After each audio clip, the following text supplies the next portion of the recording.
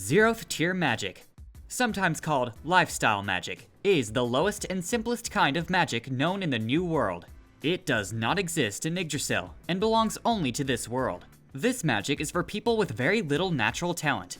Beginners who have not yet learned even first tier spells are considered to be at this level, like apprentices or students. According to the author Maruyama Sensei, these spells are more like small tricks, or sleight of hand, used for simple tasks in life. Even if someone can use them, they would not be seen as a true magic caster. The purpose of zeroth tier magic is to handle simple, everyday tasks, rather than combat. For example, there are spells that can create coarse, yellowed paper, make plain drinkable water, though not as fresh or sweet as the first tier spell create water, or light a small flame on the tip of a finger. The author also explains that this tier exists for people who lack talent. In the New World, a talent is a natural ability a person is born with, much like a special gift. About 1 in 200 people has one, but the strength and type vary a lot. Some talents let someone predict the next day's weather with 70% accuracy, speed up harvests by several days, strengthen summoned monsters, or even use the wild magic of ancient dragons. However, a talent cannot be chosen or trained.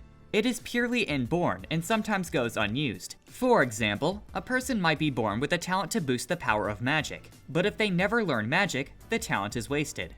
Hence, the magic that untalented people who have yet to learn first tier magic are said to be at the level of zeroth tier spells, because zeroth tier magic is unique to the New World. Even Ainz cannot use it. Although, other types of magic can misrepresent occurrences or copy appearances of zeroth tier magic, they cannot truly imitate the effects of these spells. While Ainz can't technically use zeroth tier spells, he can cast super tier magic, known in the New World as the magic of the gods, or the 11th tier. But we'll talk more about that later. Despite its usefulness for daily life, spells in zeroth tier are very inefficient. It consumes the same amount of NP as first tier spells, while offering much weaker results. That is why it is seen as a form of magic for small chores and not for serious spellcasters. First tier. First tier magic is the first real step into becoming a true magic caster, comparable to spells of level 1 through 7 players or adventurers of F to E class. This tier is the most common level of magic in the New World, and includes many practical spells. Almost anyone can learn it through enough study and training, but people without natural talent need a lot of time and effort to get there. Reaching this tier means a person can finally call themselves a magic caster. For most ordinary people who work hard, this is usually the highest level they ever reach. It might sound low, but it is similar to having a steady, respectable job. In the New World, a first tier caster is like a skilled craftsman and can earn a better living than a typical commoner. Basically, those capable of performing this tier can earn proper pay as a special worker. Usually, they should not have a discontent livelihood. Some like to claim that magic requires a special talent, but that is not true. Even without an inborn gift, a person can learn first tier spells if they are willing to dedicate years of practice. The real question is whether all that effort is worth the time it takes. Because of how long it takes to train each caster, there are no historical records of armies made up of people all casting the same first tier attack spell, such as Magic Arrow, to rain down magic on the battlefield.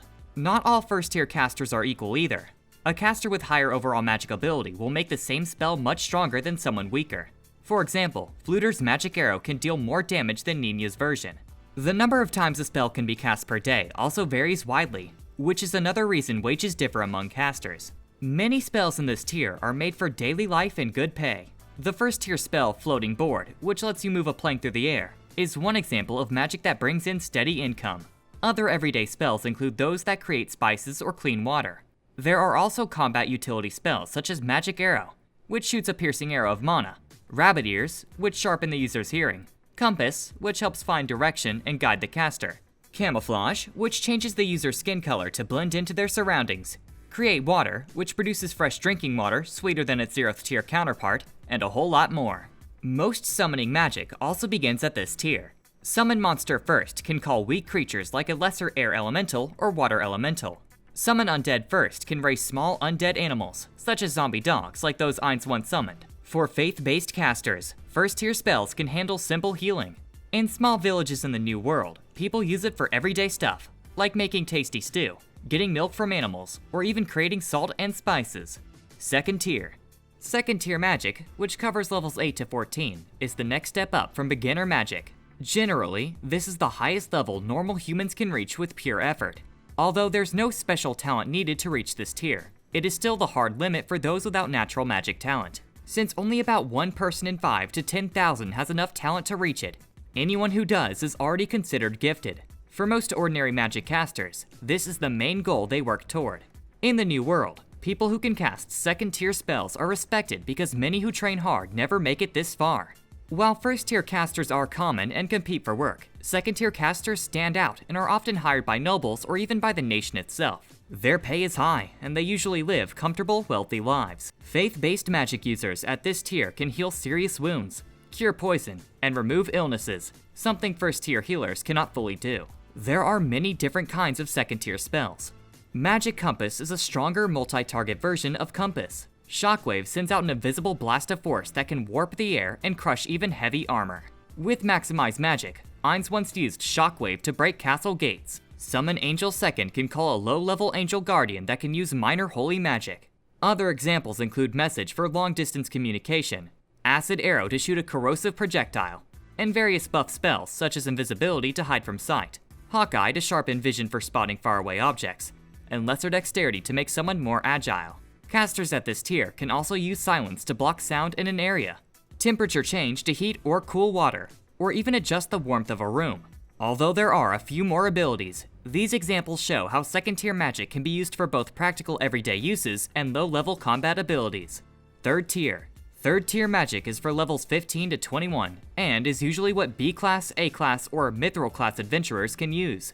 In the New World, only the most gifted and hardworking casters reach this stage, and it is rare to meet someone of this level. Mages who attain third tier are finally seen as truly accomplished.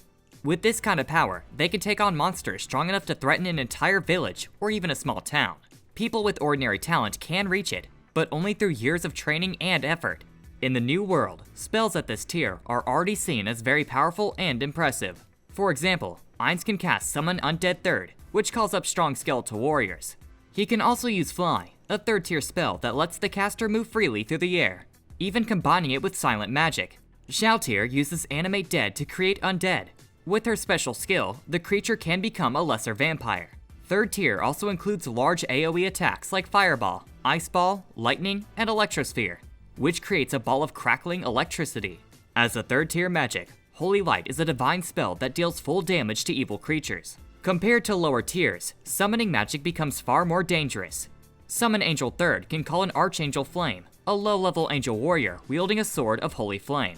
These angels are hard to hurt unless the attacker uses a weapon made of a special material or one infused with magic. Summon Monster Third can bring forth different powerful beasts, such as the Snap Grasp, a giant crab that uses its massive body to cause heavy damage and smash enemies like skeleton warriors. Intoma can also use a Spider Talisman to call a huge spider about as strong as a third tier summon, useful for stalling foes and testing their strength. Strong support buff spells also appear at this tier. Haste greatly boosts someone's speed, while Flame Resistance, used by the White Dragon Lord, lessens damage from fire, and is a great skill to counter his natural racial weakness as a Frost Dragon. Slow is a debuff that makes enemies move sluggishly. Ainz can cast it with Penetrate Magic to bypass defenses. Healing spells grow stronger too, such as Heavy Recover, which can restore serious injuries as long as the caster has enough mana. Fourth tier.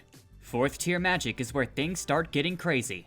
Casters at this level can wipe out monsters that could threaten an entire town or even a small city. They can even crush armies. You see, this is the highest tier that Fluter's best students have ever reached under his guidance. We are talking power on the level of a 22 to 28 character, or adventurers ranked A+ and higher. The thing is, reaching this tier is almost impossible without a natural talent. Even then, it takes insane effort.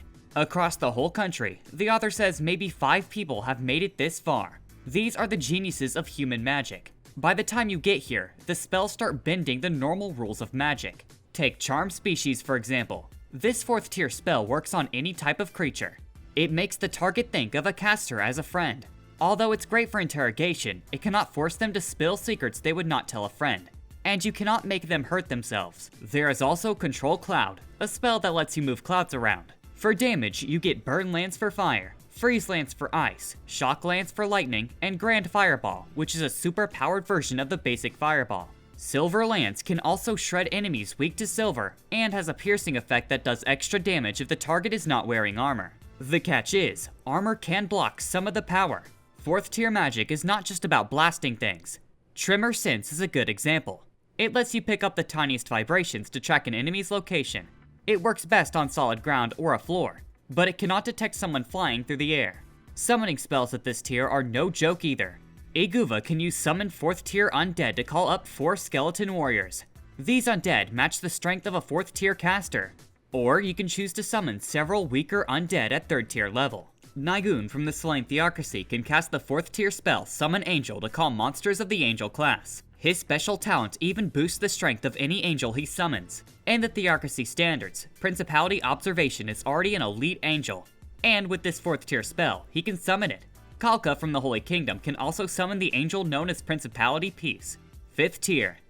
5th tier magic belongs to those at the very top of mortal ability. Compared to roughly level 29 to 35 people, it is basically the realm of hero class adventurers.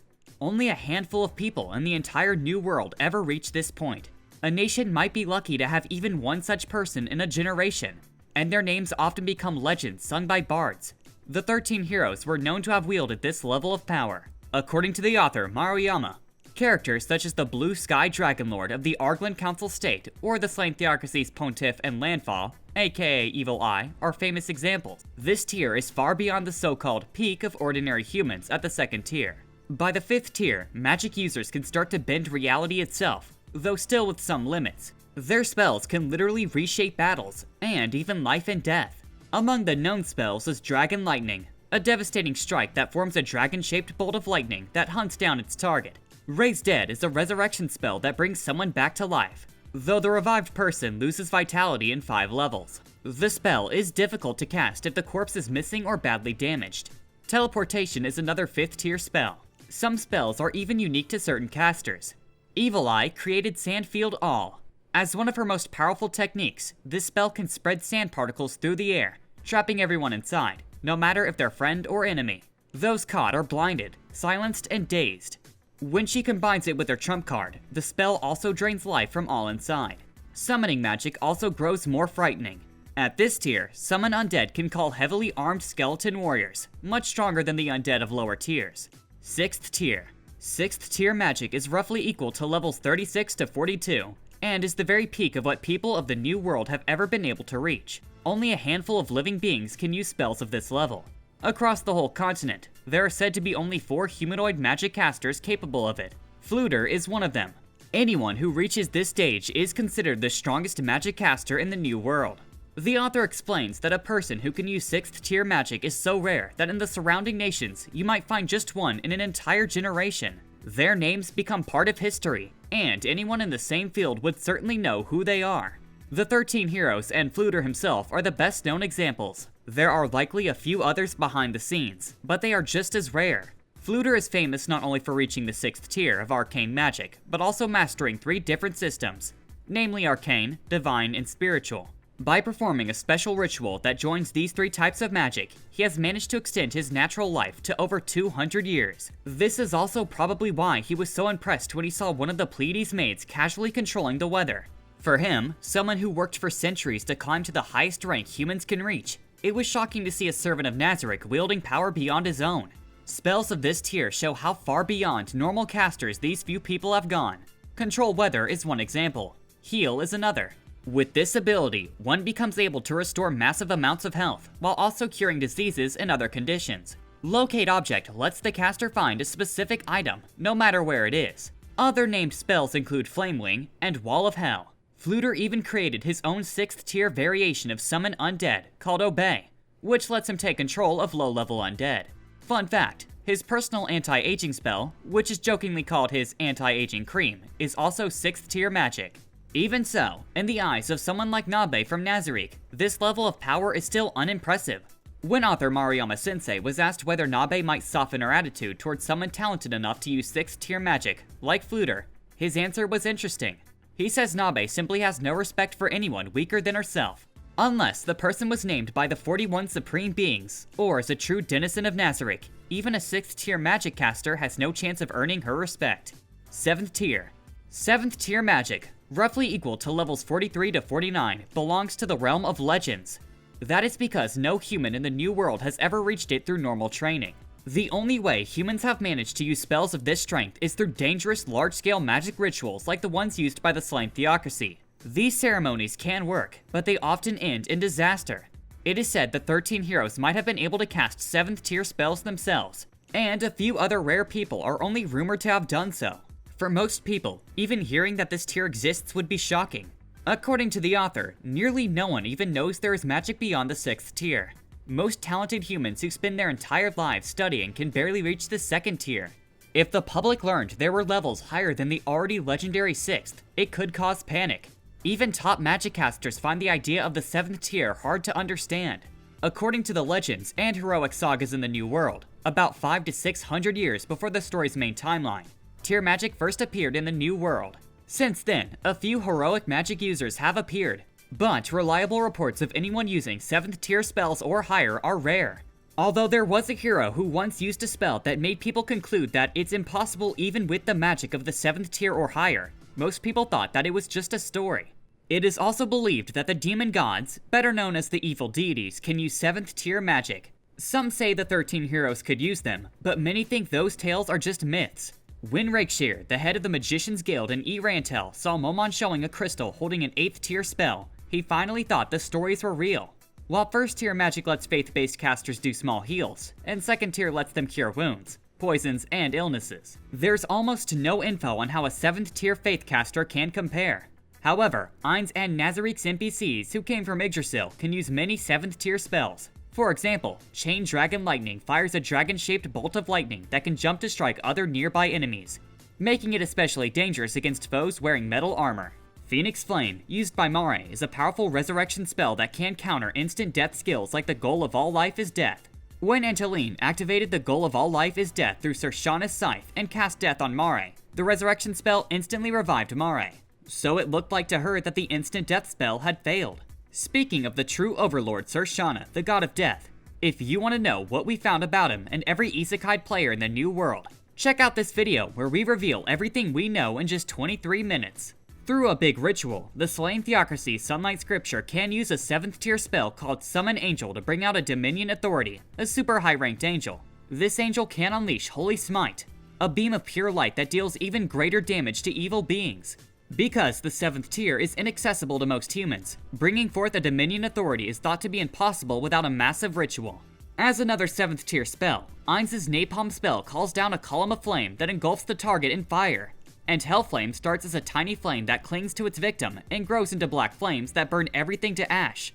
In the Isekai Quartet, Ainz also uses the Undeath Army to summon an enormous horde of skeletons. Other 7th tier spells include Greater Teleportation for instant travel, Resurrection to bring someone back to life, Create Greater Item to craft powerful magical equipment, and Focus Magic that Ainz once used on Ulbert.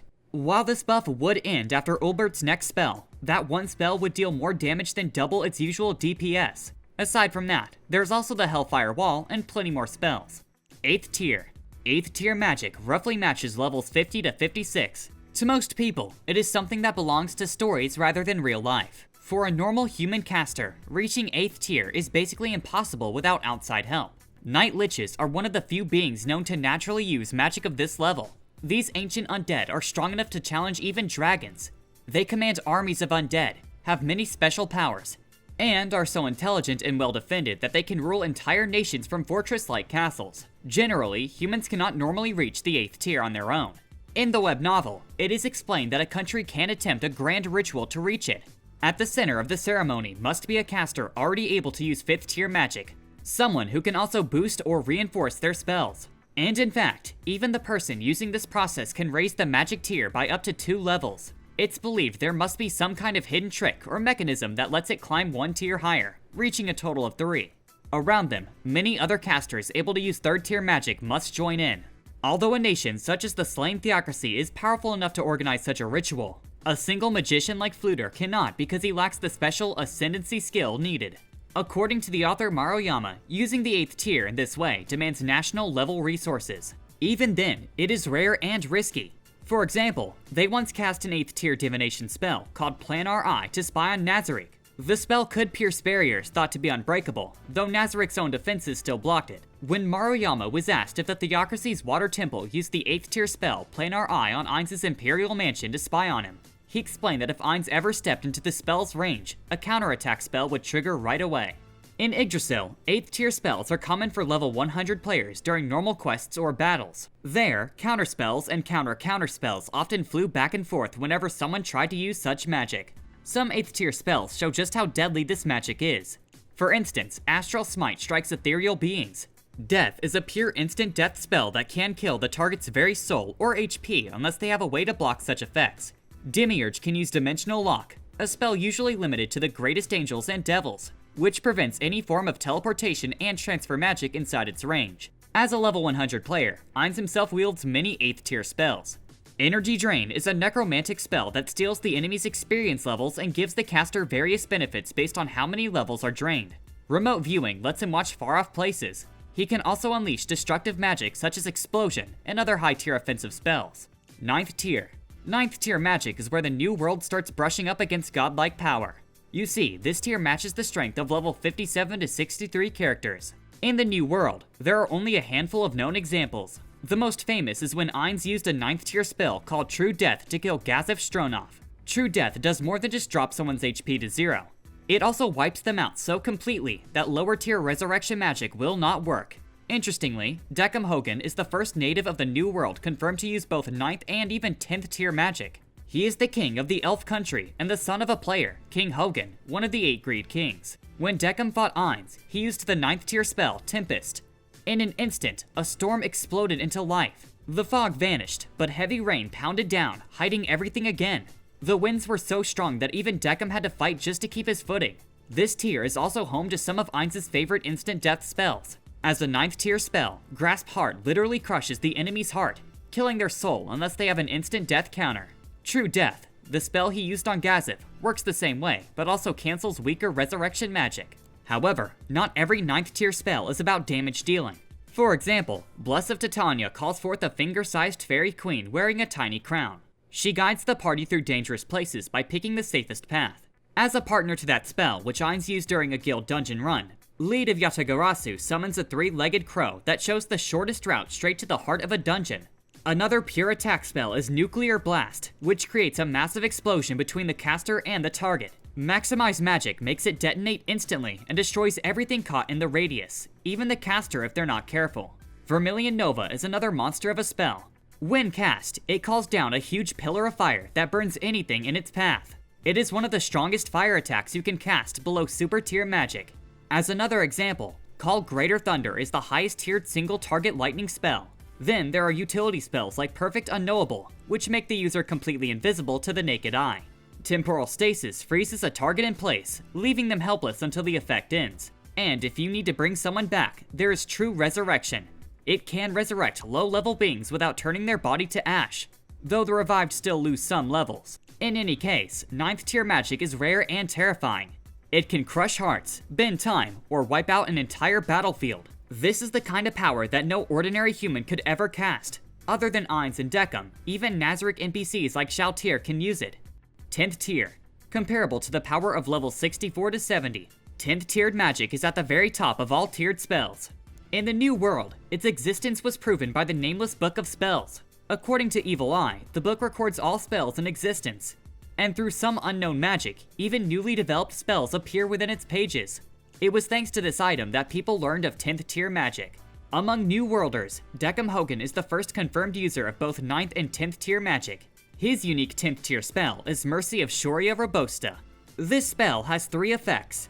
The first slowly restores HP for a short time, though the recovery is so small that it's nearly useless against high-level enemies. The second effect grants complete immunity to instant death. And the third automatically resurrects Deckham when his HP reaches 0 without causing a level loss. However, the spell can only trigger if HP hits 0 through damage, so deaths caused by drowning or suffocation cannot be negated. This also means it can resist Ainz's ultimate skill, the goal of all life is death. But as a 10th tier spell, its mana cost is incredibly high, on the same level as Reality Slash. As a level 100 player, Ainz can use many different 10th tier spells. Armageddon Evil summons a massive army of demons. Body of Effulgent Barrel is a defensive spell that counters bludgeoning damage. Control Amnesia allows Ainz to erase or implant memories in his targets. Create Fortress lets him summon a fortress or a 30-meter tall tower out of thin air. Similarly, Reality Slash is one of the most powerful 10th tier spells. Based on the World Champion's ultimate skill, World Break, it cuts through space itself, bypassing almost any defense. Though weaker than the original World Breaker, it remains one of the strongest attacks available to Ainz, but the high mana consumption of the skill makes it look balanced. Additionally, there are also 10th tier summoning spells, such as Summon Undead 10th, which can call forth powerful undead like the Doom Lord or Elemental Skull. Ainz also uses Time Stop, a spell that freezes opponents in place for a few seconds. He used this against Gazif to delay the activation of True Death. Ultimate Disturb massively increases an ally's resistance to magic, but at the cost of disabling their own spellcasting. Uriel is a destructive 10th tier spell whose strength depends on the caster's karma value. Naturally, there are Nazarick NPCs that have reached this realm of magic. As a 10th tier magic caster, Demiurge can cast Meteor Fall, which drops a massive meteor from the sky. The impact creates a blinding light followed by an explosion large enough to flatten everything around it.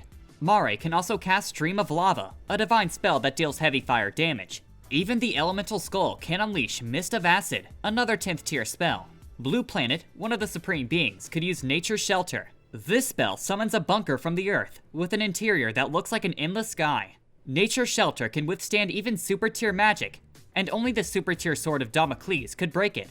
Aside from these examples, there's a lot more 9th and 10th tier magic out there. If you want a full video covering them in detail, let me know your favorite tier magic so far in the comments.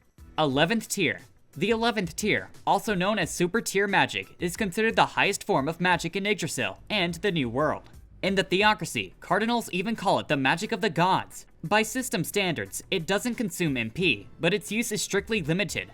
A caster can only use a super tier spell once upon learning it, with one additional use every 10 levels past 70. At level 100, the maximum is 4 uses per day. These spells basically function more like skills than standard magic. Despite their destructive power, super tier spells cannot be cast back to back. Each spell requires long casting times, and once a party member casts one, all allies enter a cooldown where none of them can use another super tier spell for a set period. This prevents guild wars from being decided by spamming these abilities. Although they can shorten casting time, even cash shop items cannot bypass this cooldown. Because casters are vulnerable while preparing the spell, teammates must protect them during the process. According to Maruyama, Ainz could destroy an entire nation if he relied on super tier magic. These spells can also be used by players below level 100, but the damage scales are lower. There are no class exclusive super tier spells, though some are obtainable only through event completions. Interestingly, Pandora's Actor cannot use these spells even when he transforms into Ainz or Ulbert. Naturally, the destructive potential of offensive super tier spells is overwhelming. Even Shalltear could suffer heavy damage against a single consecutive blast of super tier magic. But in PvP battles, the first side to use super tier magic often loses, because blowing a trump card too early without knowing the opponent's plan is risky. As the strongest caster in the New World, Ainz has demonstrated several of these spells. For example, Iashab Nagarath summoned the Dark Young by sacrificing the Riesti's army, wiping them out instantly with a Black Cyclone. Fallen Down unleashes a pillar of blue light that burns so hot it reduces everything to ash in seconds. Wish Upon a Star consumes experience points to grant powerful wishes. Pantheon summons 6 Cherubim Gatekeepers, each level 80 and specialized in holy magic. Creation alters terrain on a massive scale, turning battlefields into favorable environments. As a supreme being, Yamaiko can also use a super tier spell called Judgment of Osiris that manipulates karma values directly, amplifying good or reducing evil. Other notable super tier spells include Pandemonium, which summons 6 level 80 demons, and Seraph Empyrean Summoning, which calls forth the highest ranking angel. Additionally, the Sword of Damocles is an orbital weapon designed to destroy structures and is powerful enough to break through the 10th tier divine spell Nature's Shelter. Its destructive potential is comparable to Albedo's world item, Ginungagap. Beyond these, there are plenty more mentioned in the light and web novels, like Dark Dream, Great Malediction Curse Killing Poison, Nibelung 1, and Wind of Corruption, and even more beyond that. If you want to learn more about these super tier spells, check out this video where we explain every super tier magic in Overlord in just a few minutes. And that's every tier of magic in Overlord. But before you go, which magic tier do you think you could realistically achieve? Drop your pick in the comments, and click the video on the screen to see even more Overlord explained.